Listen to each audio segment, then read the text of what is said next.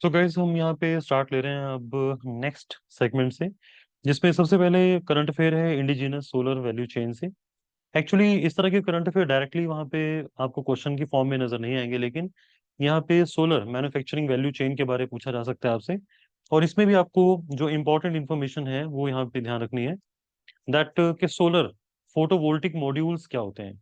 Simply आपने देखा है जैसे कि हमारे पास सोलर पैनल्स होते हैं, उनके रिगार्डिंग ही एक्चुअली इन्फॉर्मेशन है। आपको बस उसमें ये पता होना चाहिए कि यहाँ पर जो कोर कंपोनेंट हैं, यानी कि इसके जो सेटअप में जब हम कोई सोलर पैनल बनाते भी हैं तो उसमें पॉलीसिलिकॉन यूज होता है, आप सिर्फ इतना याद रखिए यहाँ पे। और कुछ यहाँ पे इनगोट्स, यानी कि जब इनको जो पॉलीसिलिकॉन होता है और इसे मतलब मेल्ट किया जाता है और इसको क्रिस्टल फॉर्म में बनाते हैं, जैसे जो ब्लॉक्स होते हैं उनको बोलते हैं इनगोट्स। तो आपको ना पूछ लेगा कि इनगोट्स वेफर किससे जुड़े हुए हैं, तो आपने यहाँ पे सिंपली बोलना है कि ये जो सोलर पैनल्स होते हैं ना या फोटोवोल्टिक सेल्स होते हैं, उनके लिए उनके मेन कंपोनेंट्स हैं, कोर कंपोनेंट है। यानी कि इन चीजों को अगर आप जोड़ेंगे तो आपके पास सोलर पैनल्स या जो फोटोवोल्टिक सेल्स हैं वो बन जाएंगे। बाद में जो इनगोट्स होते हैं उनको हम मतलब स्लाइस्ड अप कर देते हैं, उनको कट कर लेते हैं और उनसे हम बनाते हैं वेफर। तो बेसिकली जो वेफर्स वगैरह होते हैं ना, जो शीट्स होती हैं वेफर की, उसको ही बोलते हैं हम यहाँ पे सोलर सेल। सोलर सेल अगर आपको थोड़ा सा टेक्निकली इसमें याद रख पाए तो आपने याद रखना है कि यहाँ पे जो डोपिंग की जाती है, डोपिंग का मतलब होता है कि इसके अंदर ना कुछ चीजों को, जैसे हम जब किसी चीज के अंदर किसी दूसरी चीज को मिक्सअप करते हैं ना, उस तरह से आप कह सकते हैं कि जब हम यहाँ पे इन वेफर्स के अंदर जब फोस्फोरस और बोरोन को ऐड करेंगे तो उसे बोलते हैं डोपिंग। तो बेसिकली इसके अंदर डोपिंग की जाती है किसकी? फोस्फोरस की एंड बोरोन की। सिंपल आप इतना ध्यान रख पाए तो एनफ है। और इसके अलावा यहाँ पे और कुछ आपके पास क्वेश्चन की फॉर्म में नहीं आएगा, तो आपको इसके अलावा और बाकी चीजों को आप इग्नोर कर सकते हैं। इंडिया के अंदर थोड़ा सा आपको एक चीज ध्यान रख पाए तो अच्छा रहेगा यहाँ पे, दैट इज के जो सोलर मॉड्यूल हैं, यानी कि जिनको अभी मैंने बताया कि आप जो सोलर सेल तैयार करते हो, ये हमने बेसिकली सोलर मॉड्यूल की जो कैपेसिटी है, यानी कि ये वाला जो पोर्शन है जो भी आपने यहाँ पर पढ़े हैं, that is known as the polysilicon ingots wafer वगैरह, इनकी हम बात करें तो इसकी जो एक प्रोडक्शन है वो हमने काफी हद तक अचीव कर ली है। वो हम 100 गीगावाट्स तो टच कर चुके हैं, लेकिन अभी सोलर सेल्स जो बनाने की कैपेसिटी है हमारी वो काफी कम है। तो बेसिकली हम लोग अभी ना पूरी तरह से अपने यहाँ पर तैयार नहीं है जो सोलर पैनल्स की प्रोडक्शन के लिए। सिंपल आप ये इनगोट्स वेफर और सोलर सेल से जुड़े हुए कुछ ये नाम है, टर्मिनोलॉजीज हैं, इनको आप याद रखेंगे तो अच्छा है। उसके बाद हम नेक्स्ट यहाँ पे टॉपिक की ओर जा रहे हैं, which is known as the Great Nicobar island project. Actually क्या है कि जो ग्रेट निकोबार है, सबसे पहले यहाँ देखिए जो ग्रेट निकोबार कहाँ पर है, हम इसको यहाँ पे पहले एक बार ऑब्जर्व कर लेते हैं। हमारे यहाँ पे जैसा आप जानते ही हैं कि ये अंडमान निकोबार आप देख रहे हैं इस समय पर, ये अंडमान निकोबार का ये जो निकोबार का जो पोर्शन है, इस जगह पर ना हम देखिए यहाँ पे जैसे इंदिरा पॉइंट है इस तरफ, और जोगिंदर नगर कैंबल बे वगैरह ये कुछ एरियाज हैं यहाँ पर। तो आपको इसमें ये चीज ध्यान रखनी है कि हमारे पास जो ग्रेट आइलैंड निकोबार आइलैंड है, हम यहाँ पे ना एक टर्मिनल बना रहे हैं इस जगह पे। आप जहाँ पे 1 नंबर देख रहे हो ना यहाँ पे, तो इस जगह पे एक इंटरनेशनल एयरपोर्ट भी बनाने की सोच रहे हैं, जो 2 नंबर है आप देख रहे हैं। और यहाँ पर जो इंटरनेशनल कंटेनर ट्रांसशिपमेंट टर्मिनल, यानी कि इंटरनेशनल लेवल का एक ऐसी जगह बनेगी जहां पर जैसे पोर्ट होता है उसी तरह से बड़ी बड़ी शिप्स यहाँ पर आएंगी, वो अपना सामान अनलोड या अपलोड यहाँ पे करेंगी। वो बेसिकली आप कह सकते हैं कि इस जगह पर जो सामान है, जो भी कार्गो होगा, कार्गो मटेरियल होगा, उसको यहाँ पर वो उतार सकती हैं और दोबारा से दूसरी छोटी शिप्स या बड़ी शिप्स के ऊपर लोड अनलोड किया जा सकता है। तो आपने सिंपली ये चीज ध्यान रखनी है। तो इसमें जो हमारे लिए इंपॉर्टेंट क्वेश्चन है हम उस पर यहाँ बात कर रहे हैं अभी। जो ग्रेट निकोबार आइलैंड प्रोजेक्ट है, इसके तहत हम क्या करने वाले हैं यहाँ पे, इसको देखिए ध्यान से जरा। यहाँ पे 2021 में ये एक आइडिया आया था और इसके तहत हमने इंटरनेशनल कंटेनर ट्रांसशिपमेंट टर्मिनल बनाना था, जो कि एक एक साथ में हमने यहाँ पे एयरपोर्ट भी बनाना है जो इंटरनेशनल लेवल का होगा, और एक जैसे टाउनशिप, क्योंकि इतने बड़े एरिया को जो लोग यहाँ पे काम करेंगे उनको रहने की जगह भी चाहिए होगी, तो इसीलिए टाउनशिप भी होगी। और वहां पर एक गैस सोलर पावर प्लांट भी होगा। और इसके लिए हमने एक एजेंसी भी बनाई है, जैसे गवर्नमेंट एक कंपनी होती है उसी तरह से हमने एक यहाँ पे एक कंपनी भी बनाई है, उसका नाम होगा Andaman Nicobar island integrated development corporation. Basically India जो है ना ये चाहता है कि 2030 तक हम अपने आप को, जो इंडियन ओशन है उसमें काफी हमारा स्ट्रोंग होल्ड हो, ऐसा हम सोचते हैं। और इसमें और कोई क्वेश्चन ऐसा सच नहीं आएगा। तो बेसिकली आपको ना इन कुछ एरियाज को ध्यान में रखना। तो बेसिकली इसके अंदर हमें यहाँ पर आपके लिए जो होमवर्क है उसमें आपने ये ध्यान रखना है। पहले तो हमें पता हो इससे फायदा क्या होगा। अभी जो इंडिया की एक डिपेंडेंसी है इस तरह के जो ट्रांसशिपमेंट के लिए, जब हम ट्रांसशिपमेंट में होता क्या है कि इंडिया के अंदर ना बहुत बड़ी बड़ी जो शिप्स हैं वो नहीं एंटर कर सकती हैं। इसीलिए जो बड़ी फैसिलिटीज हैं वो कोलंबो में है या सिंगापुर में है। बड़ी शिप्स जैसे अमेरिका से जो भी कार्गो सामान वगैरह लाकर वो कोलंबो या सिंगापुर में वहां पर अनलोड या लोड करती हैं। वहां से इंडियन जो शिप्स हैं, छोटी शिप से इंडिया में सामान आता है। तो बेसिकली ये ट्रांसशिपमेंट होती है ये। इसीलिए इंडिया भी इस प्रकार की कोई अपनी फैसिलिटी बनाना चाहता है ताकि उस चीज का फायदा उठाया जा सके, और जो चार्जेस हैं, चार्जेस यहाँ पे कलेक्ट किए जाएंगे, तो इंडिया को इससे इकोनॉमिकली फायदा होगा। एक और भी बात है, जिस जगह पर हम ये बनाने की सोच रहे हैं निकोबार के अंदर, वहां से बिल्कुल नजदीक है मलक्का, सुंडा एंड दी लोम्बोक स्ट्रेट्स। तो आपके लिए होमवर्क है कि आपको ये मलक्का, सुंडा और लोम्बोक स्ट्रेट्स का जो मैप है वो देखना चाहिए। और ये स्ट्रेट्स किस किस जो ओशन को कनेक्ट करती हैं, किस किस वाटर बॉडी को कनेक्ट करती हैं, ये आपको लिखना चाहिए अपने नोट्स के अंदर। एक और बात है यहाँ पे, जो ग्रेट निकोबार है ये ध्यान रखना है आपने, ये काफी नजदीक है लोकेशन इंडोनेशिया के सबांग रीजन से। तो सबांग कहाँ का रीजन है? इंडोनेशिया का। और म्यांमार का जो कोको आइलैंड्स हैं उसके नजदीक भी है। तो और यहाँ पर एक करा कैनाल जो है बनाई जाएगी। करा इस्थमस भी आप इसको अगर लोकेशन को फाइंड आउट करेंगे तो आपको ये फाइंड आउट करनी चाहिए, करा इस्थमस है बेसिकली। यहाँ पर हम जैसे पनामा भी इस्थमस है एक, और इसमस क्या है, जो दो बड़ी वाटर बॉडीज को, या आप कह सकते हैं कि यहाँ पे डिवाइड कर रही होती है, साथ ही साथ दो बड़े लैंड मासेस को एक बहुत पतली सी लैंड की जो स्ट्रिप है उसको कनेक्ट कर रही होती है, जैसे पनामा इस्थमस, करा इस्थमस। तो यहाँ पे करा जो कैनाल है वो थाईलैंड के अंदर बनाई जाएगी। तो बेसिकली ये जो लोकेशन है हमने ग्रेट निकोबार में सिलेक्ट की है, ये आने वाले टाइम में हम लोगों को यहाँ पे बेनिफिट देगी, क्योंकि जो वर्ल्ड लेवल के ये एरियाज हैं हम उनकी तरफ भी अपनी एक सुपरविजन रख सकते हैं इन एरियाज में। अदरवाइज आपको सिर्फ ये कुछ पॉइंट्स हैं जो मैंने आपको बताए, थोड़े से ध्यान रखने हैं, और इसके अलावा कोई और क्वेश्चन यहाँ पे नहीं बनता। जो ग्रेट निकोबार है बेसिकली ये कोलंबो और जो पोर्ट क्लांग, यानी कि जो हमारे पास आप नाम देख रहे हैं, ये मलेशिया का पोर्ट है, और सिंगापुर के जो पोर्ट है वो काफी नजदीक है। तो आने वाले समय में जब यहाँ पे ट्रांसशिपमेंट्स बढ़ जाएंगी, फैसिलिटीज की रिक्वायरमेंट होगी, तब इंडिया इस प्रकार की सर्विसेज अपनी ऑफर कर सकता है।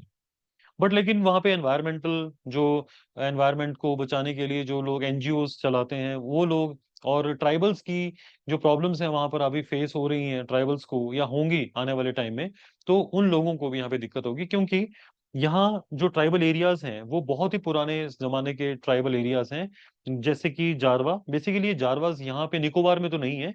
निकोबार के अंदर आपको निकोबारीज मिल जाएंगे, और यहाँ पे शोम्पे वगैरह भी मिल जाते हैं। तो हमें इन जो ट्राइबल ग्रुप्स हैं इनको भी बचाने की जरूरत है, ताकि इनके जो कंसर्न है उनको हम एड्रेस कर सके। नेक्स्ट न्यूज है यहाँ पे जो मंकी, इसको आप कह सकते हैं मंकी मुंडा सिस्टम एंड हो ट्राइब। तो बेसिकली आपको यहाँ पे कोई डायरेक्ट क्वेश्चन नहीं बनता, आपने सिर्फ इतना याद रखना है, झारखंड का एक एरिया है जिसका नाम है कोल्हान रीजन, कोल्हान का क्षेत्र है, वहां की एक ट्राइब है हो ट्राइब। तो उनके वहां पे ना एक जैसे डिस्प्यूट्स वगैरह को दूर करने के लिए जुडिशियल सिस्टम आप इसको कह सकते हो, उस तरह का एक सिस्टम होता है जिसको बोलते हैं मानकी मुंडा सिस्टम। तो बेसिकली ये सेल्फ गवर्नेंस फ्रेमवर्क है, आपस में मुद्दे सुलझाने का तरीका है। और बस आपको यहाँ तक ही क्वेश्चन आएगा, उसके ज्यादा आगे आने की जो चांसेस नहीं है। तो यहाँ पर जो हर गांव के अंदर एक ऐसे पोस्ट होती है उसको बोलते हैं मुंडा, जो इस प्रकार के डिस्प्यूट्स हैं उनको रिजॉल्व करता है। और जब 8 से 15 जो विलेजेस को इकट्ठा एक अगर ग्रुप मान लिया जाए, तो उनके ऊपर एक सुपरविजन होती है पिध की, और यानी कि इसको पिध बोलते हैं। और वहां पर एक पर्सन जो इस तरह के, जैसे हाई कोर्ट या सुप्रीम कोर्ट होती है उसी तरह से मुंडा एंड मानकी है। तो बेसिकली ये इनके डिस्प्यूट वगैरह को सॉल्व करने का तरीका है। और ये काफी डिसेंट्रलाइज्ड है, और इनका कोई काम नहीं है इसके अलावा कि यहाँ पे ये रेवेन्यू कलेक्ट करें या लैंड मैनेजमेंट करें, टैक्सेशन दें, ये कोई इनका काम नहीं है, आप इनको छोड़ सकते हैं। इसी के साथ जुड़ा हुआ एक्चुअली एक थोड़ी सी इंफॉर्मेशन इंपॉर्टेंट हो सकती है, दैट कैप्टन थॉमस विल्किंसन 1833 की बात है, उन्होंने विल्किंसन रूल बनाए थे उस समय पर, ताकि, क्योंकि जब ब्रिटिशर्स यहाँ आए तो उनको समझ नहीं आ रहा था कि ये किस तरह का सिस्टम है इनका। तो उन्होंने ना जो मुंडास हैं या मानकीज हैं, इनके लिए इस तरह के रूल्स यहाँ पर बनाए थे। तो विल्किंसन रूल्स इनके साथ जुड़े हुए रूल्स को कहा जाता है। हिस्ट्री में गाइस एक मॉडर्न हिस्ट्री में टर्म आती है डिकू। जब भी आप कहीं पर वर्ड डिकू पढ़ें, तो उसका मतलब होता है कि जो लोग बाहर से आकर बस जाते हैं, मान लीजिए जैसे हरियाणा पंजाब से लोग जाकर झारखंड में बस जाएं, तो वहां झारखंड के जो लोग रह रहे होंगे, तो उन लोगों को डिकू कहेंगे। वो डिकू का मतलब होता है बाहर से आकर रहने वाले लोगों के लिए वर्ड आता है। तो बहुत, जैसे अगर हम ब्रिटिशर्स की बात करते हैं या प्री इंडिपेंडेंट ईरा की बात करें, तो डिकूज का बहुत बड़ी समस्या थी। और इन एरियाज के अंदर बाहर से आके लोग काफी ज्यादा बसने शुरू हुए थे, और उन वजहों से वहां पर कई तरह के रिवोल्ट भी देखने को मिले, जो कि ट्राइबल रिवोल्ट के नाम से जाने जाते हैं। तो आपको जब हिस्ट्री आप पढ़ते हैं तो उसमें ये चीजें कवर हो जाती हैं। इंडिया का जो first bamboo based ethanol plant, ये एक नेक्स्ट न्यूज है, जिसके तहत क्या है कि प्राइम मिनिस्टर ने ये अभी कहाँ पे लॉन्च किया था, तो आपने कहना है ये जो गोलाघाट है आसाम के अंदर, वहां पर ये प्लांट अभी उसकी इनोग्रेशन की गई है। तो प्राइम मिनिस्टर जब भी कोई इनोग्रेशन करते हैं तो आपके लिए इंपॉर्टेंट है। तो आपको इसमें एक चीज ध्यान रखनी है कि ये आसाम के अंदर बनाया गया है, और इससे हम क्या बनाएंगे, बायो इथेनॉल। तो बेसिकली हम बैम्बू से अब बायोइथेनॉल बना रहे हैं, यानी कि जो फ्यूचर में हमें डिपेंडेंसी कम करनी है, इंपोर्ट जो पेट्रोल है डीजल है हम बाहर से मंगवाते हैं, तो उसको हम इंडिया में प्रोड्यूस कर सके in the form of the bioethanol. तो ये चीज ध्यान रखनी है आपने। साथ ही साथ एक चीज हम और फोकस में रखना है। एक्चुअली क्या है कि 1927 का ना एक एक्ट है जिसका नाम है इंडियन फॉरेस्ट एक्ट। उसके तहत ना पहले बैम्बू को हम ट्री मानते थे। तो जिस भी जैसे कोई भी अगर श्रब है, यानी कि छोटा पेड़ हो या बड़ा पेड़ हो, अगर इंडियन फॉरेस्ट एक्ट 1927 के तहत वो ट्री कहलाता है, तो उसे जो है ना गिराने के लिए, उसे काटने के लिए आपको परमिशन लेनी पड़ती थी। लेकिन बैम्बू जो है ना वो बहुत बड़ी अपने आप में एक एसेट है, बहुत बड़ी एक संपत्ति है जो नॉर्थ ईस्ट के लोगों के लिए। तो वहां पर इसका बहुत प्रयोग भी किया जाता है, इसीलिए वहां के लोगों की डिमांड पर बैम्बू को इस ट्री की डेफिनेशन से बाहर कर दिया गया था। इसीलिए जो लोग हैं अब इसको इजीली, मतलब जंगल में जाकर बैम्बू को कट कर सकते हैं, उन्हें किसी प्रकार की परमिशन की जरूरत नहीं है। अब इसके बाद हम आगे यहाँ पे देख रहे हैं, दैट्स बायोथेनॉल क्या होता है। बायोथेनॉल क्या है, बेसिकली एक हाई ऑक्टेन बायोफ्यूल होता है। बायोथेनॉल जैसे जो भी हम कोई फ्यूल की बात करते हैं वो सभी उनके अंदर कार्बन मिलेगा ही मिलेगा आपको। तो बायोथेनॉल क्या है, जब भी हम कभी इथेनॉल बनाते हैं, इथेनॉल का फॉर्मूला होता है C2H5OH। जब भी हम इस एक केमिकल को बनाना चाहें, और इसको बनाने के लिए हम बायोलॉजिकल चीजों जैसे कॉर्न का, शुगर केन, ग्रेन्स, बैम्बू, या जो सब्जियों के बचे खुचे जो चीजें रह जाती हैं, वेजिटेबल रेजिड्यूज, उनसे जब हम ये बनाते हैं तो उसको बोलते हैं बायोइथेनॉल। ये याद रखना है आपने। नेक्स्ट न्यूज है यहाँ पे about the INS Aravali, commission in the Gurugram. Actually क्या है कि हमने एक INS अरावली, क्या है ये, कोई शिप नहीं है बेसिकली। ये एक हमारा जो है ना नेवल बेस है, जिसे गुरुग्राम के अंदर हमने कमीशन किया है, और यहाँ पर मैरीटाइम डोमेन अवेयरनेस कैपेबिलिटीज को बढ़ाने के लिए किया गया है। तो आपको इसे याद रखना है, ये गुरुग्राम के अंदर हमने एक अपना नेवल बेस तैयार किया है, बनाया है, उसका नाम है INS अरावली। अरावली पहाड़ियों के नाम पे इसका नाम रखा गया, और इसका जो मोटो है, सामुद्रिक सुरक्षा सहयोगम, यानी कि maritime security through the collaboration, simply. इसके अलावा और कोई जरूरत नहीं है। Next news is important about, this is about the Scarborough Shoal. Scarborough क्या है, सबसे पहले आपको इसमें डायग्राम देखना चाहिए। गाइस एक्चुअली क्या है कि जो ऊपर आप ये रेड देख रहे हैं, रेड पोर्शन यहाँ पर जो आपको नजर आ रहा है, बेसिकली जो चाइना है, एक्चुअली क्या है, जो चाइना, साउथ चाइना सी के अंदर ना कुछ वहां पे एरियाज हैं, उन एरियाज के अंदर कई तरह के आपको जैसे वहाँ आइलैंड्स भी मिल जाएंगे कुछ आपको, मतलब स्कैटर्ड वे में आइलैंड्स वगैरह मिल जाते हैं। उन जगहों पर आपको याद रखना है, वहां बहुत इंपॉर्टेंट है, दैट इज पारासेल आइलैंड्स, ये याद रखना है। स्कारबोरो आइलैंड्स, स्प्रैटले आइलैंड्स, ये तीन नाम आपको जरूर याद रखने हैं। अगेन पारासेल आइलैंड, जहां पे मैं 1 लिख रहा हूं, यहाँ पे 2 और यहाँ पे 3। तो 1 2 3 जहां पे मैंने मेंशन किया है, these are the, that's a Paracel Island, Scarborough Shoal, shoal का मतलब भी आप यही मान के चलेंगे आइलैंड्स है वहां पे, और स्प्रैटले आइलैंड्स। और यहाँ पर एक्चुअली क्या है कि जब कभी यहाँ इन आइलैंड्स पे कोई अपना हक जता रहा होता है, तो दूसरी कंट्री जो है ना यहाँ पे उसको बोलते हैं कि नहीं, यहाँ पे तो हमारा हक है। तो बेसिकली डिस्प्यूटेड एरियाज हैं। तो डिस्प्यूटेड आइलैंड्स जो है ना, किस किस के बीच में डिस्प्यूट है यहाँ पे? अगर हम देखें तो चाइना के बीच में, Taiwan, Philippines, Brunei, Malaysia, Vietnam, ये आपस में इन आइलैंड्स के लिए लड़ते रहते हैं, और अपने हर कोई देश अपना यहाँ पे हक जता रहा होता है। तो ऐसे में इनको हटाने के लिए या इनके हक को दूर करने के लिए चाइना ने एक बहुत पहले, जो एक तरीके से आप कह सकते हैं कि पॉलिसी बनाई थी, उसके तहत इन्होंने क्या किया, 9 डैश लाइन लगाई थी इन्होंने। 9 डैश लाइन क्या है?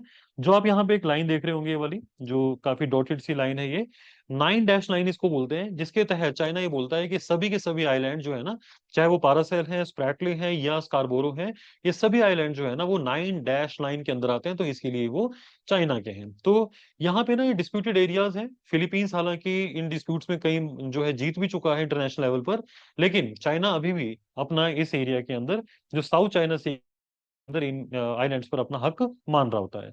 तो बेसिकली स्कारबोरो आपको मैंने बता दिया, साउथ चाइना सी के अंदर ये डिस्प्यूटेड एरियाज हैं, और ये मतलब 200 किलोमीटर दूर हैं यहाँ पे फिलीपीन से। और यहाँ पर इन जो डिस्प्यूटेड एरियाज कौन से हैं, स्प्रैटले, पारासिल, जो 9 डैश लाइन है वो।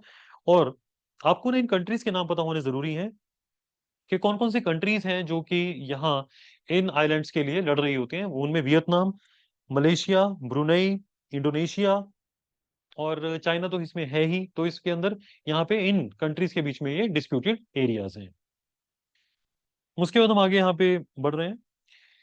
इंडिया ग्रीन फाइनेंस प्लान, इसके तहत क्या है, आपको सिर्फ इतना याद रखना है दैट इंडिया ये चाहता है कि हमारे जो टारगेट हैं, जैसे हमारा टारगेट ये रहेगा कि हमने 2030 तक 5 गीगावाट जो एनर्जी डेवलप करनी है, बनानी है, हमने प्रोड्यूस करनी है, उसको हमने एक ग्रीन, एक फाइनेंस प्लान के थ्रू, यानी कि रिन्यूएबल एनर्जी से हमने बनाना है। यानी कि जो उस समय पर एनर्जी बनाई जाएगी, इलेक्ट्रिसिटी जो प्रोड्यूस की जाएगी, वो रिन्यूएबल एनर्जी से होगी। जैसे कि हम सोलर एनर्जी को यूज करेंगे, विंड मिल्स को यूज करेंगे उसके अंदर, पवन चक्कियां।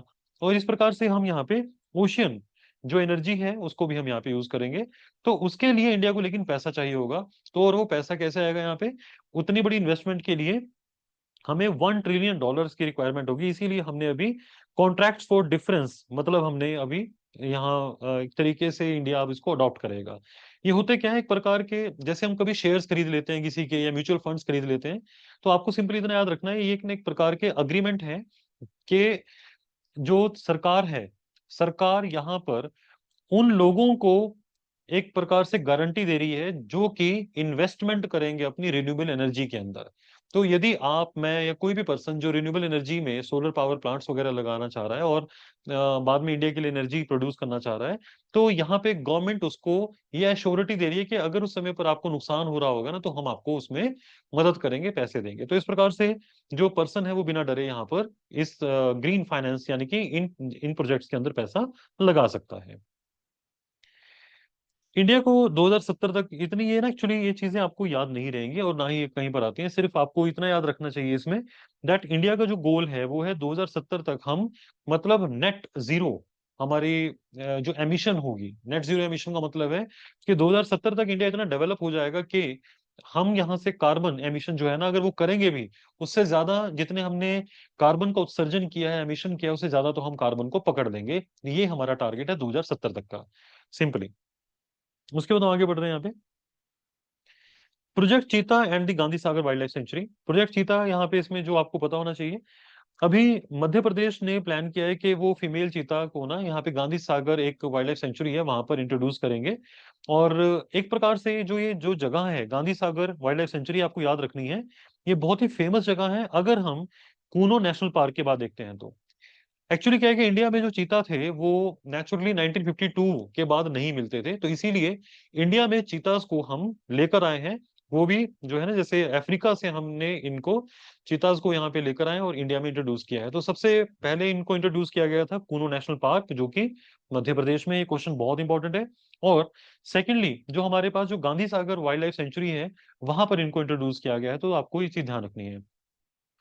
प्रोजेक्ट चीता एक्चुअली 2022 में शुरू किया गया था, और इंडिया के अंदर, जैसे मैंने आपको बताया, 70 साल के बाद दोबारा से यहाँ पर इनको इंट्रोड्यूस किया गया है। अदरवाइज जो 1952 में इनकी जो है ना, मतलब वाइल्ड लाइफ या जंगलों में चीता नहीं बचे थे इंडिया में।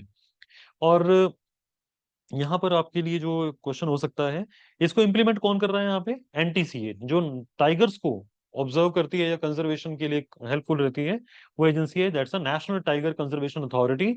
और प्रोजेक्ट चीता को चलाने के लिए यहाँ पे मध्य प्रदेश का जो फॉरेस्ट डिपार्टमेंट है वो, और wild life institute of India, वो भी यहाँ पे हेल्पफुल है। एनटीसीए जो है बेसिकली, यहाँ पर इसको ऑब्जर्व करिए, इसका कोई क्वेश्चन नहीं बनता, आपको और पता होना चाहिए कि जो नामीबिया, अफ्रीका में कंट्री है नामीबिया, और साउथ अफ्रीका से हमने यहाँ पे नामीबिया से 8 चीता और 12 चीता जो है वो साउथ अफ्रीका से लाकर हमने इंडिया में इंट्रोड्यूस किए हैं। बस आपको इतना पता होना चाहिए, इसके अलावा और कोई क्वेश्चन यहाँ पे नहीं बनता। यहाँ पे दो क्वेश्चन और हैं जो Gandhi Sagar wild life sanctuary से रिलेटेड है, आपको इसमें ये ध्यान रखना है। पहली बात, ये लोकेशन कहाँ पर है? That is in Madhya Pradesh. दूसरी बात, यहाँ पर चीता मतलब यहाँ पे क्यों रखे जा रहे हैं? क्योंकि यहाँ पे जो सिस्टम है, यहाँ की जो ग्रास है, यहाँ का जो इकोसिस्टम है, एनवायरनमेंट ऐसा ही है जैसा कि अफ्रीका में है, तो इसीलिए चीता को ज्यादा प्रॉब्लम या दिक्कत नहीं होगी, उन्हें होमली ही फील होगा। और वहां पर अगर आपसे पूछा जाए कि अगर ये बात की जाए कि अफ्रीका में जो जगह है वहां पे कौन से एरियाज में ये मिलते हैं मेनली, तो आपने कहना है कि मसाई, जो मसाई मारा एक केन्या में जगह है, दैट्स अ नेशनल रिजर्व है केन्या के अंदर, वहां पे सवाना ग्रास मिलती है, वहां पे सवाना के अंदर इस तरह की वाइल्ड लाइफ मिलती है, तो वही उसी तरह की ग्रास इंडिया में भी मिलती है यहाँ, that is in the Kuno national park and the Gandhi Sagar wild life sanctuary के अंदर, सिंपली। नेक्स्ट न्यूज है यहाँ पे ओपियम कल्टीवेशन को लेकर, जो कि 2025-26 के लिए है। एक्चुअली क्या है कि जो ओपियम है वैसे तो इंडिया में बैन है, और बेसिकली, लेकिन यहाँ जो गवर्नमेंट है, हमारी सेंट्रल गवर्नमेंट है, केंद्र सरकार क्या करती है, हर साल एक कॉन्ट्रैक्ट या आप कह सकते हैं कि लाइसेंस देती है कुछ लोगों को, कुछ जैसे इंडस्ट्रीज को, या कुछ ही लोगों को लाइसेंस दिया जाता है, वो भी स्पेशली कहाँ पर? मध्य प्रदेश, राजस्थान और उत्तर प्रदेश के अंदर। वहां पर मतलब जो किसान है उनको ये लाइसेंस दिया जाता है कि वो अपने वहां पर ओपियम की, अफीम की खेती कर सके। एक्चुअली क्यों किया उनको अलाउ किया जाता है? क्योंकि जो ओपियम है वो काफी मददगार है, इससे कई प्रकार की जो है ना हम दवाइयां तैयार करते हैं, तो मेडिकल पर्पसेस के लिए इसका बहुत ज्यादा प्रयोग होता है, तो आपने इसीलिए ध्यान रखना है दैट। और क्योंकि इससे काफी ज्यादा जो है ना, जैसे सिडेशन या कई प्रकार के आप कह सकते हैं कि टॉक्सिक होता है वैसे तो ये, तो कई लोग इसको ना जैसे नशे वगैरह करने के लिए यूज करते हैं, तो गवर्नमेंट ये चाहती है कि इसके लिए जो लाइसेंस दिया जाएगा, और जब इसकी प्रोसेसिंग की जाती है, इसके एल्कलॉइड्स की या इसके जो केमिकल्स निकाले जाते हैं, तो वो गवर्नमेंट रन फैक्ट्रीज में ही वहां पे निकाले जाते हैं। तो आपको यहाँ पे पता होना चाहिए, एक फैक्ट्री बहुत इंपॉर्टेंट है जहाँ पे ओपियम के एल्केलॉइड यानी कि केमिकल्स निकाले जाते हैं, उसको बोलते हैं गवर्नमेंट एल्केलॉइड फैक्ट्री। ये नीमच के अंदर है, मध्य प्रदेश में है जगह ये। अदरवाइज ओपियम क्या है? ओपियम एक, हमारे पास ये याद रखना है हमने, पापावेरेसी फैमिली की है, ये थोड़ा याद रखिएगा, और इसका नाम भी क्वेश्चन पूछ लिया जाता है कई बार, दैट इज पापावर सोमनीफेरम। ठीक है, तो पेपावर सोमनीफेरम के नाम या फैमिली है इसकी, इसका नाम जो साइंटिफिक नेम है वो यही है, पेपावर सोमनीफेरम। और इससे जो है ना हम कई तरह की मेडिसिन तैयार करते हैं, जैसे कि मॉर्फिन, कोडीन, जैसे आपने देखा होगा जब भी आप वगैरह पीते हैं तो उसके अंदर कोडीन होता है, ठीक है, तो वो बेसिकली सप्रेस कर देता है और काफी हेल्पफुल रहता है ये हमारी, जैसे जब भी कभी में कफिंग होती है।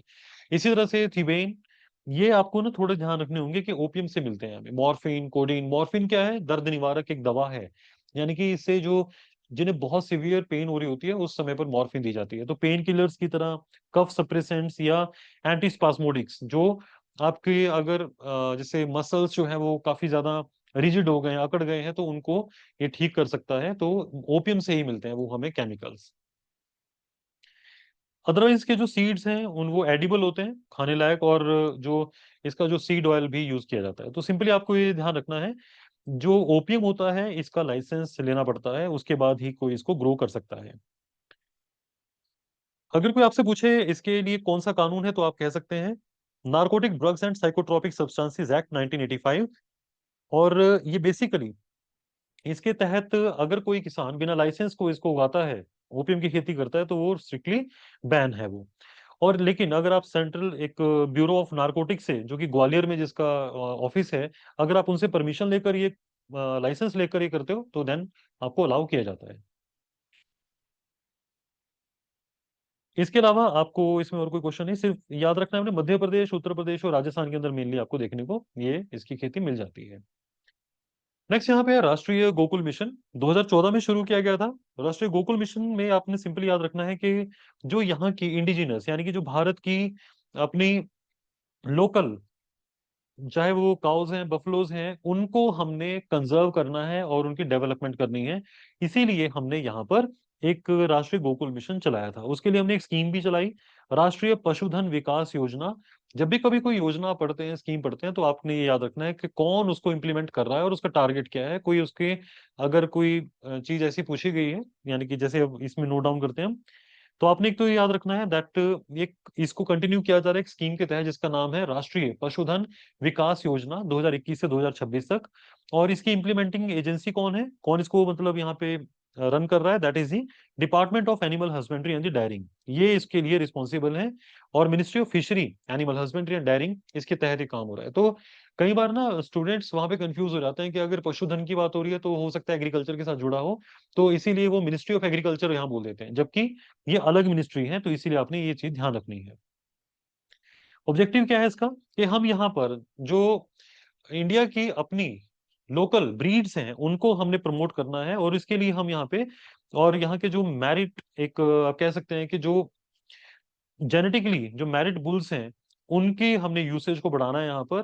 और वो उनका जो जैसे जो रिप्रोडक्टिव मटेरियल है दैट्स आर्टिफिशियल इंसेमिनेशन की मदद से यहाँ पे इंडिया के अंदर लोकल ब्रीड्स की जो एक पॉपुलेशन उसको बढ़ाना है हमने। नेक्स्ट न्यूज है यहाँ पे डेमोक्रेटिक रिपब्लिक ऑफ कॉन्गो से जुड़ी हुई। बेसिकली क्या है कि अभी रिसेंटली अगर हम यहाँ पे डेमोक्रेटिक रिपब्लिक ऑफ कॉन्गो की बात करते हैं, सबसे पहले तो आपको इसको जो है ना मैप देखना चाहिए। यहाँ देखिए, जैसे आप बिल्कुल अफ्रीका के बीच में आपको यहाँ पे मिलेगा दैट्स अ डीआर कॉन्गो, जिसको हम बोलते हैं democratic Republic of Congo, DRC Congo. So basically यहाँ पे अभी क्यों न्यूज में था ये, यहाँ पर ना जो यूएस ने यहाँ ईस्टर्न डीआरसी में ना, यानी कि जो इस कंट्री के अंदर ईस्टर्न हिस्से में प्रॉब्लम चल रही थी, और वहां पे रवांडा और जो ये कंट्री है डीआरसी, इसके बीच में अभी सीज फायर करवाया गया है। यहाँ पर किस किस के बीच में, डीआरसी और M23। तो मार्च 23 मूवमेंट क्या है, बेसिकली ये एक रवांडा में मतलब हो रही एक मूवमेंट है। इनके और डीआरसी के बीच में अभी इशू चल रहा था, तो कतर ने बीच में इनकी मदद की है और यूएस ने इनके बीच में एक तरीके से पीस अग्रीमेंट करवा दिया है। तो हमें उसके अंदर नहीं जाना है। तो डीआरसी क्या है अपने आप में, अगर हम सबसे बड़ी कंट्रीज देखते हैं तो यहाँ पर जो अफ्रीका की सेकंड लार्जेस्ट कंट्री है डीआरसी। और बेसिकली ये क्या अटलांटिक ओशन को ये टच करती है, तो आपने कहना यस, ये साउथ साउथ वेस्ट की तरफ अटलांटिक ओशन को टच करती है, इंपॉर्टेंट है ये। और इसके जो है ना यहाँ पर मेन एरियाज ऑफ कंफ्लिक्ट कौन कौन से हैं यहाँ पे, नॉर्थ कीवू, साउथ कीवू और इटूरी। अगर याद रख सके तो अच्छा है, लेकिन सबसे इंपॉर्टेंट क्वेश्चन आता है यहाँ पर कटांगा प्लेट्यू से। तो कटांगा प्लेट्यू आप जरूर याद रखिएगा, एक मिनरल रिच एरिया है यहाँ का, जिसको जो बहुत ही फेमस है guys, cobalt, copper, tin, uranium, diamond के लिए कटांगा प्लेट्यू बहुत बहुत फेमस क्वेश्चन है ये, कटांगा के ऊपर क्वेश्चन आते हैं। तो काफी मिनरल्स मिलते हैं, और मिनरल्स में भी कौन सा, जैसे कॉपर बहुत मिलता है यहाँ पे, cobalt, tin, uranium, diamond etcetera. और यहाँ की जो कैपिटल है दैट्स किन्हासा। बेसिकली ये कॉन्गो रिवर के किनारे पर जो है ना यहाँ बसी हुई एक शहर है। और एक अकेली ऐसी रिवर है अफ्रीका की, जो कॉन्गो रिवर की अगर हम बात करें, जो इक्वेटर को दो बार यहाँ पे क्रॉस करती है। दो बार कैसे क्रॉस करती है, जैसे मान लीजिए कोई चीज ऐसे आई और ऐसे क्रॉस कर गई, तो सिंपली आपने याद यहाँ रखना है कि ये दो बार क्रॉस करेगी सिंपली, जैसे ऐसे आ रही है और ये ऐसे चली जाएगी। ठीक है, तो एक फैक्ट है अपने आप में, इसको याद रखना है आपने। इसके अलावा यहाँ पर कई सिग्निफिकेंट लेक्स भी हैं, जैसे कि Lake Tanganyika, Lake Albert, Lake Edward and Lake Kivu. आपको ना ये मैप के ऊपर जरूर देखनी चाहिए, ये बहुत इंपॉर्टेंट है कि और इन लेक्स में और कौन कौन सी कंट्रीज के साथ ये बॉर्डर शेयर होता है, वो भी अगर आपको याद रख जैसे याद रख लेंगे तो अच्छा रहेगा। और साथ ही साथ मैप वर्क जब आप कर रहे होते हैं ना, तो रफ अपने नोट्स जब आप तैयार करें, लेट से आपने ये बना लिया, या आपने डीआर कॉन्गो बना लिया, इसके अंदर आपने यहाँ पे जैसे फर्स्ट, सेकंड, थर्ड, फोर्थ इनको लोकेट कर लिया, और इनको आपने नॉर्थ टू साउथ यानी कि ऐसे, और ईस्ट टू वेस्ट अगर कोई है तो इस तरह से याद रखना है आपने। तो बेसिकली यहाँ पे ना आमतौर पर पूछ लिया जाता है कि कौन सी लेक्स कहाँ पर हैं, तो आपको ये पता होना चाहिए, लेक टांगानिका या जो लेक एल्बर्ट है, लेक एडवर्ड है, लेक किवू है, वो नॉर्थ टू साउथ इनको अरेंज कर दीजिए, तो आपको ये चीजें आनी चाहिए। उसके बाद हम यहाँ पे चल रहे हैं, नेक्स्ट न्यूज है, that is unified pension scheme. Unified pension scheme क्या है? बेसिकली एक कमेटी का नाम आपने याद रखना है यहाँ पे, that's a TV Somanathan committee, 2023 में बनाई गई थी। उन्होंने एक्चुअली नेशनल पेंशन सिस्टम को रिव्यू किया था, और उसके तहत यहाँ पर इन्होंने बताया था कि यूनिफाइड पेंशन स्कीम होनी चाहिए। एक्चुअली होते क्या है यूनिफाइड, यहाँ पे इसको समझ लेते हैं थोड़ा सा, जो आपके लिए बस इंपॉर्टेंट है। जितने भी सेंट्रल गवर्नमेंट के एम्प्लॉयज हैं जो कि न्यू पेंशन स्कीम के तहत आते हैं, मतलब उन लोगों के लिए हमने ये स्कीम उनको दी जाएगी, यूनिफाइड पेंशन स्कीम। और जिन लोगों की जॉब 1 अप्रैल 2025 के बाद, यानी कि जो भी पर्सन जॉब लगेगा सेंट्रल गवर्नमेंट में, उन लोगों को यूनिफाइड पेंशन स्कीम जो है दी जाएगी, ये स्कीम का फायदा दिया जाएगा। तो बेसिकली एक तो आपने एलिजिबिलिटी याद रखनी है, और इसको रेगुलेट यानी कि कौन यहाँ पे इसको ऑपरेट करेगा, तो आपने देखना है यहाँ पे pension fund regulatory and development authority, that's a PFRDA। तो वो इसको यहाँ पे इसके लिए रिस्पॉन्सिबल है। इसके तहत क्या होगा, जैसे न्यू पेंशन स्कीम के तहत भी जो एम्प्लॉय होता है, जैसे मान लीजिए यदि आप कोई गवर्नमेंट एम्प्लॉय हैं, तो उसके तहत आपको, आपकी सैलरी 50,000 है, आप वहां पर कुछ पोर्शन अपनी सैलरी का ना गवर्नमेंट को कंट्रीब्यूट कर देते हो न्यू पेंशन स्कीम के तहत। लेट से आपने 10,000 वहां पे कंट्रीब्यूट कर दिए गवर्नमेंट को, तो गवर्नमेंट भी अपनी तरफ से जो है ना 10,000 जो है ना उसके अंदर एड ऑन करेगी, और वो फंड जो है ना आपका हर महीने इकट्ठा होता चला जाएगा। और बाद में जब आप रिटायर हो जाएंगे, तो उस समय पर उस मतलब आपको बताया जाएगा कि आप अपने फंड को पूरा भी निकाल सकते हो, या बाय पार्ट्स भी आप इसको निकाल सकते हो। तो आपको बेसिकली थोड़ा सा ध्यान रखना है। अदरवाइज इसमें आपको फिलहाल के लिए इतना याद रखें दैट टीवी सोमनाथन कमेटी 2023 में उन्होंने यूपीएस के बारे में बताया था। और ये वर्ड जो है ना PRAN, दैट्स जो गवर्नमेंट एम्प्लॉइज होते हैं उनका PRAN बनता है, that's permanent retirement account number वगैरह बनाया जाता है। अदरवाइज ये कोई क्वेश्चन नहीं बनता है यहाँ से। उसके तहत हम यहाँ पे आगे बढ़ रहे हैं, एक्सरसाइज युद्ध अभ्यास 2025। ये 21वीं बार हो रहा है ये जो युद्ध अभ्यास है। तो आपने याद रखना है, ये अलास्का के वेन राइट के अंदर, फोर्ट वेन राइट है वहां पे अलास्का में, वहां पर हुआ। पहली बात ये याद रखने हैं। दूसरा, ये 21वीं बार हो रहा था, और ये इंडिया और यूएस की आर्मी है, ना कि नेवी है, ना ही यहाँ पे एयरफोर्स है। तो बेसिकली इंडिया और यूएस की आर्मीज के बीच में है। 2004 से हम ये करते आ रहे हैं। और अगेन ऑब्जेक्टिव वही होते हैं कि आपस में अंडरस्टैंडिंग बढ़े, और एक दूसरे की स्ट्रेटेजिक जो आप समझ सकते हैं, जैसे उन आपसी सहयोग बढ़ाना, मतलब इंडिया और यूएस के बीच में वज्र प्रहार भी होती है। ठीक है, स्पेशल फोर्सेस की एक्सरसाइज है वो। साल्वैक्स होती है यहाँ पर, वो नेवी की है इंडिया और यूएस की। कोप इंडिया होती है जो एयरफोर्स की होती है। और मालाबार एक्सरसाइज होती है जो कि जिसमें मल्टी कंट्रीज होती हैं, और भी कंट्रीज आती हैं इंडिया और यूएस के अलावा, बाकी कंट्रीज भी। तो बेसिकली आपको ना एक चार्ट तैयार कर लेना चाहिए कि कौन कौन सी जो एक्सरसाइज हैं किस कंट्री के साथ होती हैं, और वो नेवी की हैं, एयरफोर्स की हैं, या वो आर्मी की हैं, इनको आपको अलग से कैटेगराइज करना होगा। नेक्स्ट यहाँ पे हम देख रहे हैं, दैट्स अ स्वस्थ नारी सशक्त परिवार अभियान। अगेन एक और यहाँ पे अभियान की बात हो रही है, तो इंपॉर्टेंट होगा हमारे लिए। इसके तहत हम क्या कर रहे हैं कि जो हमारे यहाँ पर हेल्थ केयर है, यानी कि वुमेन को हम जो यहाँ पर हेल्थ केयर दे रहे हैं, या उनके शरीर को जैसे तंदुरुस्त रखने के लिए जो उनकी मदद की जा रही है, अवेयरनेस हम फैला रहे हैं उनके लिए, ताकि जो फीमेल्स हैं वो इजिली अपने कह सकते हैं आप अपने शरीर का वो ध्यान रखें। और इसके लिए हम प्राइवेट हॉस्पिटल्स को भी अब यहाँ पे एक्टिवली पार्टिसिपेट करने के लिए कह रहे हैं, ताकि इसका नाम दिया है उन्होंने जन भागीदारी अभियान मॉडल। तो बेसिकली आपको ये याद रखना है, जो ये इनिशिएटिव है स्वस्थ नारी सशक्त परिवार अभियान, ये Ministry of Health and Family Welfare और Ministry of Women and Child Development, इन दोनों का एक ज्वाइंट कोलैबोरेटिव एफर्ट है। तो दोनों ही इसके अंदर इन्वॉल्व हैं। ये इंपॉर्टेंट है आपके लिए। इसके तहत होगा क्या यहाँ पे, हमने यहाँ पर 1 लाख हेल्थ कैंप जो है लगाए जाएंगे। और ये आयुष्मान आरोग्य मंदिर, यानी कि जो हमारे, आपने देखा होगा येलो बिल्डिंग्स वगैरह जो बनी हुई हैं, उन बिल्डिंग्स में आयुष्मान आरोग्य मंदिर बोलते हैं उन्हें, या कम्युनिटी जो हेल्थ सेंटर्स होते हैं, वहां पर 1 लाख हेल्थ कैंप्स लगाए जाएंगे, जहाँ पे फीमेल्स को मतलब मोटिवेट किया जाएगा, इनको बताया जाएगा, समझाया जाएगा कि कैसे वो अपनी जो हेल्थ का ध्यान रख सकती हैं। इसके लिए सशक्त पोर्टल भी होगा, ये क्वेश्चन आ सकते हैं।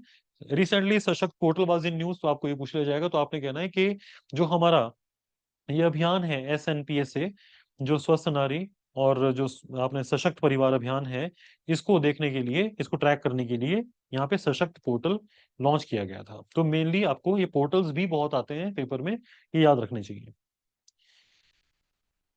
उसके बाद हम यहाँ पे देख रहे हैं राष्ट्रीय पोषण माह, इंपॉर्टेंट है गाइस ये। 2018 में ये शुरू किया गया था, जिसके तहत हम क्या करते हैं, एक पूरा का पूरा जो पोषण माह है, अभी जैसे जो इसका 8th एडिशन है, उसको यहाँ पे लॉन्च किया गया था। 8th एडिशन के तहत क्या बताया गया था यहाँ पे 2025 में, कि यहाँ पर जो एनीमिया को कैसे दूर रखा जा सकता है, ये ना क्वेश्चन नहीं बनता। सिंपली आपने याद रखना है दैट अभी जो 8th एडिशन था पोषण माह का 2025 में, हालांकि इस बार एक चीज इंपॉर्टेंट ये रही है कि हेल्थ के साथ साथ हमने यहाँ पे एनवायरमेंट इनिशिएटिव्स को भी प्रमोट किया है, जिसमें कि एक पेड़ माँ के नाम, ये भी इसके साथ फिक्स अप किया गया था। तो हमने यहाँ पे फीमेल्स को anaemia prevention, growth monitoring, feeding कैसे, जैसे कॉम्प्लीमेंट्री फीडिंग, और पोषण भी, पढ़ाई भी, यानी कि बेटर गवर्नेंस और एनवायरमेंट इनिशिएटिव को भी यहाँ प्रमोट किया है एक पेड़ माँ के नाम वगैरह जो है लॉन्च करके, या इसके क्लब करके। तो राष्ट्रीय यानी कि नेशनल लेवल पर ये पोषण माह अपनाया जाता है। और ये कब मनाया जाता है, ये भी क्वेश्चन आता है, एवरी सितंबर। ठीक है, हर सितंबर के अंदर ये पोषण माह पूरा मंथ जो है ना, इसके अंदर मनाया जाता है। तो इसके ये 8वीं बार मना रहे थे हम। नेक्स्ट न्यूज है यहाँ पे मोरान कम्युनिटी को लेकर।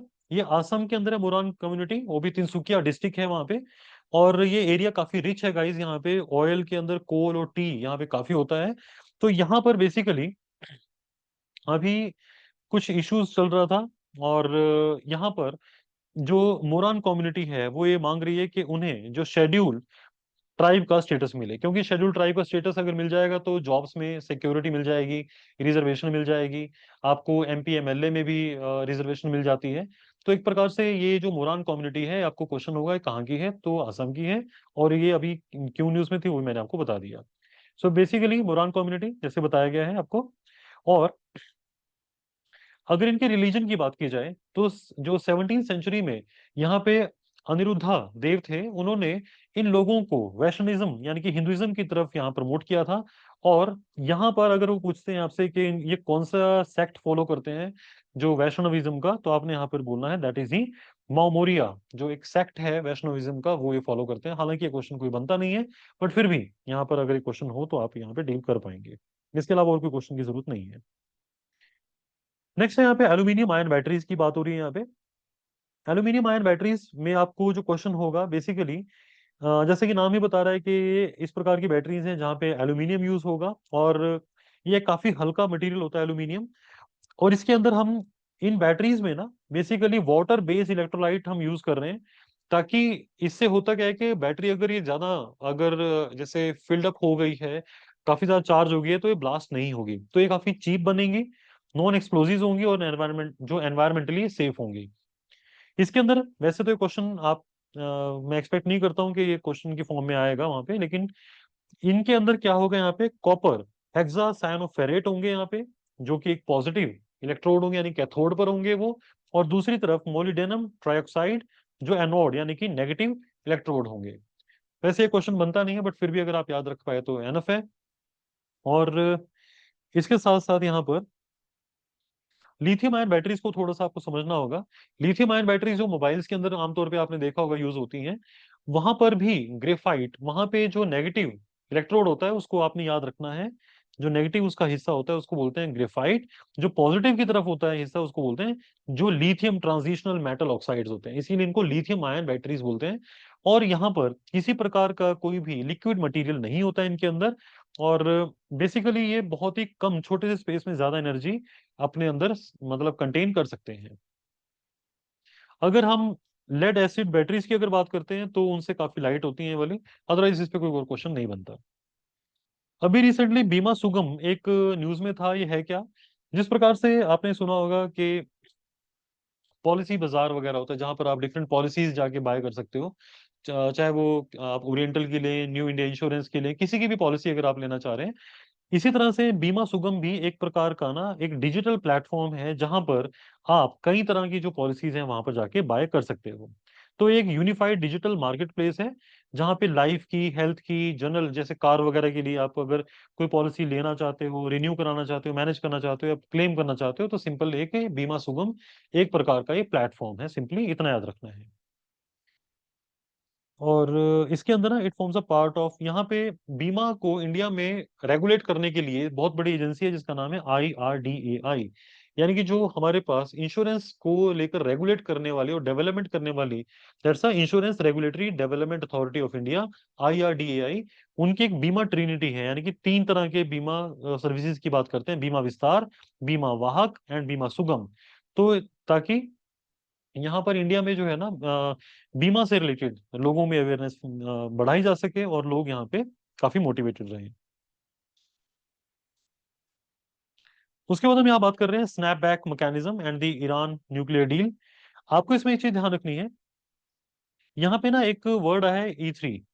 बेसिकली क्या है कि ईरान के साथ ना एक न्यूक्लियर डील की गई थी। हुआ क्या था कि ईरान ना बहुत एक क्लैंडस्टाइन वे में, यानी कि चोरी छिपके, बिल्कुल चोरी छिपे एक प्रकार से तैयारी कर रहा था। वो न्यूक्लियर मटेरियल तैयार कर रहा था, न्यूक्लियर बॉम्ब्स बना रहा था, ताकि वो आने वाले समय में इसराइल पर अटैक कर सके। लेकिन जब ये वेस्टर्न वर्ल्ड को पता चला तो उन्होंने ईरान के ऊपर कई तरह की जो है ना पाबंदियां लगा दी, उनके ऊपर रोक लगा दी। और इसको ही बोला गया था ईरान न्यूक्लियर डील। और इस पूरे के पूरे समझौते को बोला गया था JCPOA। तो आपको अभी उसमें नहीं जाना है, सिंपली आपको याद रखना है रिसेंटली यहाँ पर अभी E3 कंट्रीज का नाम आया है, जिसके अंदर E3 में याद रखना है आपने ब्रिटेन, फ्रांस एंड जर्मनी, ये तीन कंट्रीज हैं। इन्होंने 30 डेज का स्नैपबैक मैकेनिज्म यहाँ पे री इम्पोज कर दिया है। मतलब ये शुरू कर दिया इन्होंने snap back mechanism to reimpose the UN sanctions unless the Iran restore the UN nuclear inspector access. यानी कि जब तक ईरान दोबारा से यूनाइटेड नेशन के इंस्पेक्टर्स को अपनी न्यूक्लियर फैसिलिटीज को इंस्पेक्ट करने का अलाउ नहीं करता, तब तक जो है ना इन तीन कंट्रीज ने स्नैप बैक मैकेनिज्म शुरू कर दिया है। इसके अंदर क्या होगा यहाँ पे, इसके तहत, स्नैप बैक मैकेनिज्म के तहत यूनाइटेड नेशन ने जो इसके ऊपर रोक, मतलब एक प्रकार से पाबंदियां लगा रखी हैं, वो ये कंट्रीज अब लगा रही हैं दोबारा से उन को, मतलब ईरान के ऊपर दोबारा से उसी प्रकार के प्रतिबंध लगाए जा रहे हैं जो कि यूनाइटेड नेशन ने लगाए थे। तो सिंपली ये चीज है, और कुछ नहीं है, और यहाँ पे कोई क्वेश्चन नहीं बनता। अगर आपसे कोई पूछता है JCPOA क्या है, तो आपने बोलना है यहाँ पे दैट्स ईरान न्यूक्लियर अग्रीमेंट, जिसे हम फॉर्मली बोलते हैं दैट्स JCPOA। और ये 2015 में किया था ईरान और P5+1 कंट्रीज के बीच में, यानी कि जो सुपर पावर्स हैं वो पांच कंट्रीज हैं। और जैसे उसके अंदर आता है China, France, Russia, UK, US, और +1 जो है इसमें दैट इज जर्मनी। तो अभी जो E3 कंट्रीज हैं, आपने E3 कंट्रीज में याद रखना है ब्रिटेन, फ्रांस और जर्मनी ने ही दोबारा से इसके ऊपर स्नैप बैक मैकेनिज्म के तहत यूनाइटेड नेशन की पाबंदियां ईरान के ऊपर लगानी शुरू कर दी हैं, क्योंकि ईरान उनको एक प्रकार से सहयोग नहीं दे रहा है कि वहां की जो फैसिलिटीज है उनको चेक किया जा सके। सेकेंड एनिवर्सरी, अब जैसे हम यहाँ पे देख रहे हैं PM विश्वकर्मा योजना, ये Ministry of Micro Small and Medium Enterprises ने अभी ऑर्गेनाइज की थी PM Vishwakarma and National SC/ST hub mega conclave in Bodh Gaya. Simply आप याद रखिएगा, बोध गया के अंदर बिहार में सेकंड एनिवर्सरी मनाई जा रही है PM विश्वकर्मा योजना या स्कीम की। ये है क्या, 2023 में ये स्कीम शुरू हुई थी, सेंटर सेक्टर की स्कीम है, यानी कि पूरा पैसा सेंटर यहाँ पे लगा रहा है यहाँ इसमें। और इसको इम्प्लीमेंट कौन कर रहा है यहाँ पे, MSME, यानी कि union ministry MSME, skill development and finance वाली। ठीक है, तो ये मिनिस्ट्रीज यहाँ पे मतलब ये तीन मिनिस्ट्रीज इसके अंदर कोलैबोरेट कर रही हैं और इस स्कीम को यहाँ मैनेज कर रही हैं। इसके तहत हम कर क्या रहे हैं इसमें, जो आर्टिसंस हैं या क्राफ्ट पर्सन हैं, उन्हें हम यहाँ पे अनऑर्गेनाइज सेक्टर, सेल्फ एम्प्लॉयड, या जैसे जो पर्सन 18 साल से ऊपर है, उन लोगों को यहाँ पे रजिस्टर किया जा रहा है। और ये लोग आर्टिसन होने चाहिए या क्राफ्ट पर्सन होने चाहिए, यानी कि जैसे बढ़ई का काम करता है कोई, पेंटर है कोई, लुहार है, इस तरह से, या कोई सुनार का काम कर रहा है या घड़े बनाने वगैरह काम है, उन लोगों को यहाँ पर इस स्कीम के तहत हम यहाँ मतलब इंक्लूड कर रहे हैं। और इसके तहत कुछ लोगों को, जिन लोगों ने ऑलरेडी लोन लिया हुआ है सेंटर या स्टेट से बिजनेस के नाम पर या सेल्फ एम्प्लॉयमेंट के नाम पर लास्ट के 5 साल में, उन लोगों के लिए स्कीम नहीं है। तो बेसिकली अभी तक हमने 23 लाख लोगों को इसके तहत फ्री स्किल ट्रेनिंग दी जा चुकी है और 8 लाख टूल किट्स दी जा चुकी हैं। तो आपको ये बिल्कुल याद नहीं रखना है, सिंपली आपको बस वो पता होना चाहिए कि 18 तरह के जो क्राफ्ट पर्सन है उन लोगों के लिए ये स्कीम हमने लॉन्च की हुई थी। इसके बाद है दैट्स एक्वा मॉनिट्रिक्स, एक प्रकार की क्रोमेटोग्राफी है जिसको बोलते हैं that's a portable ion chromatography. इस तरह के क्वेश्चन बहुत वैसे आमतौर पे नहीं पूछे जाते हैं, लेकिन सीधे तौर पे अगर एक क्वेश्चन वहां पे रह सकता है दैट रिसेंटली एक्वा मॉनिट्रिक्स जो था न्यूज में था, उसका मतलब क्या है, तो आपने यहाँ बोलना है दैट एक ऐसी लेबोरेटरी टेक्निक है जिसके तहत हम जो आयंस होते हैं, आयंस क्या होते हैं, जो चार्ज पार्टिकल्स हैं, जैसे यहाँ पर अगर मैं हाइड्रोजन की बात करता हूँ तो ये हाइड्रोजन आयन है, तो हाइड्रोजन प्लस या ऑक्सीजन 2 माइनस, उसको हम बोलते हैं दैट्स अ चार्ज आयन। तो जब हम इन्हें अलग कर सकें, आयंस को अलग कर सकें, उसको बोलते हैं हम आयन क्रोमेटोग्राफी। तो उसी से जुड़ा हुआ है दैट इज ही एक्वा मॉनिट्रिक्स, एक प्रकार की ऐसे ही सिंपल सी टेक्निक जिससे कि हम आयंस को अलग कर सकें, उसको बोलते हैं एक्वा मॉनिट्रिक्स। सिंपल है ये इंडिया के साइंटिस्ट ने नहीं अभी इसको डेवलप किया है, ये ऑस्ट्रेलियन साइंटिस्ट ने इसको यहाँ पर डेवलप किया है। तो एप्लीकेशन कहाँ होगी, जैसे फर्टिलाइजर्स का ज्यादा यूज ना हो जाए, एजुकेशन में भी इसका प्रयोग हो सकता है, एनवायरमेंटल मॉनिटरिंग में, एग्रीकल्चर में, वाटर सेफ्टी वगैरह में। तो आपको ये भी क्वेश्चन आमतौर पे पूछ लेता है कि इस टेक्निक को हम कहाँ कहाँ पे यूज कर सकते हैं।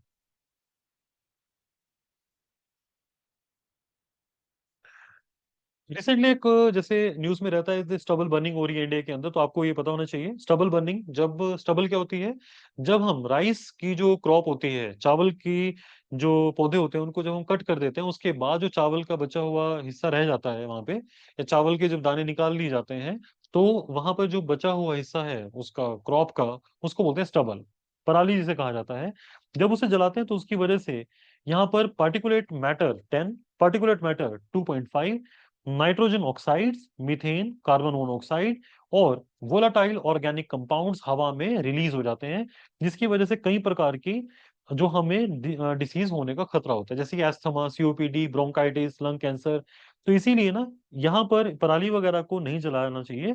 और आपको अगर कोई पूछता है तो आपको पता होना चाहिए, जब भी कभी स्टबल बर्निंग होती है तो उससे सल्फर डाइऑक्साइड, पार्टिकुलेट मैटर्स, जो कार्बन मोनोऑक्साइड, कार्बन डाइऑक्साइड, ऐश का मतलब है जो राख वगैरह है, वो हवा में फैल जाती है। इसीलिए गाइस ये ना, ये जितना मैं आपको बता रहा हूँ स्टबल से रिलेटेड, उतना अगर आप ध्यान रखेंगे तो अच्छा रहेगा। यहाँ पर कुछ हमारे पास टेक्नोलॉजिकल इंटरवेंशन हैं, जैसे कि हैप्पी सीडर। हैप्पी सीडर्स क्या होते हैं, जो खेत के अंदर वहां पर बचा खुचा जो मटेरियल है उसको मैनेज करने के लिए हैप्पी सीडर्स वगैरह का हम प्रयोग कर सकते हैं।